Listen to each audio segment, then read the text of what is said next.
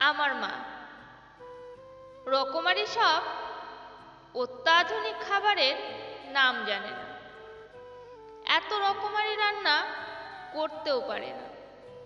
তাই মাঝে মাঝে ভীষণ রেগে গিয়ে মেজাজের সুরেই বলে উঠি, দূর বাবা, তুমি কিছুই পারো না, তুমি কিছু জানোও না।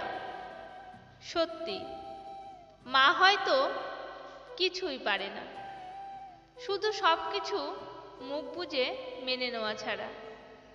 মার কথা বলতেই অনেক মায়ের কথাই মনে পড়ে যায়। একদিন একজন হাজবেন্ড তার পরিবারের সবার সামনে তার স্ত্রীর ওপরে হাত তুলেছিল। সাধারণত আমরা দেখে থাকি, স্ত্রীর ওপরে যখন কোনো হাজবেন্ড হাত তোলে তখন স্ত্রী মুখে একটু চিৎকার চেঁচামেচি করে বা না খেয়ে রাগ প্রকাশ করে। খুব বেশি হলে বাড়ি ছেড়ে রওনা দেয় বেচারি বাপের বাড়ির উদ্দেশ্যে, একটু আশ্রয়ের জন্য। কিন্তু সেখানেও অনেক ক্ষেত্রে মুখ পায় না। কিন্তু সেদিনকের ঘটনাটা ছিল একটু অন্যরকম। পরিবারের সবার সামনে যখন হাজবেন্ড হাত তুলেছিল, ঠিক তখনই তার স্ত্রী ঘুরে সবার সামনে হাজবেন্ডকেও এক চড় মেরেছিল। তখন যথারীতি তার মান সম্মানে লেগেছে। সে তখন একটু গম্ভীর মেজাজ নিয়ে বলল, তুমি আমাকে আমার পরিবারের সামনে কেন মারলে? আমার কি কোনো মান সম্মান নেই? তখন স্ত্রী বলে, তাহলে আমাকে যখন মেরেছিলে তখন আমার মান সম্মান যায়নি?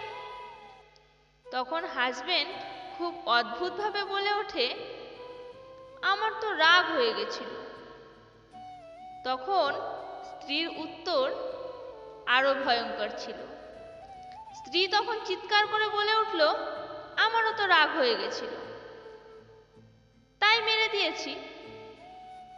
সত্যি বলছি, ভিডিওটি দেখার পর আমার সব সময় মনে হয়, বারবার না হোক, একবার, শুধু একবার বাড়ির বউগুলো যদি ঘুরে একটা চড় মারার সাহস জোগাড় করতে পারে, তাহলে হয়তো ভবিষ্যতে স্ত্রীর গায়ে হাত তোলার আগে স্বামীরা অন্ততপক্ষে কয়েকবার ভাববে।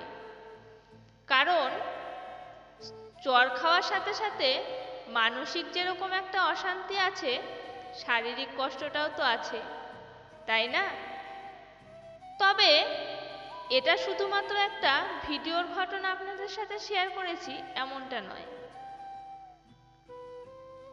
এটা আমার চোখে দেখা এমন কিছু ঘটনার বহিঃপ্রকাশও বটে, যা প্রতিনিয়ত সমাজের প্রায় ঘরেই হয়ে আসছে। তাই প্রত্যেক মেয়েকেই বলবো, প্রত্যেক দিন না ঘুরে মারতে পারলেও অন্ততপক্ষে একদিন ঘুরে মারার সাহসটুকু জোগাড় করো। দেখবে ভবিষ্যতে চলার পথটা অনেক সুন্দর হয়ে গেছে। ধন্যবাদ।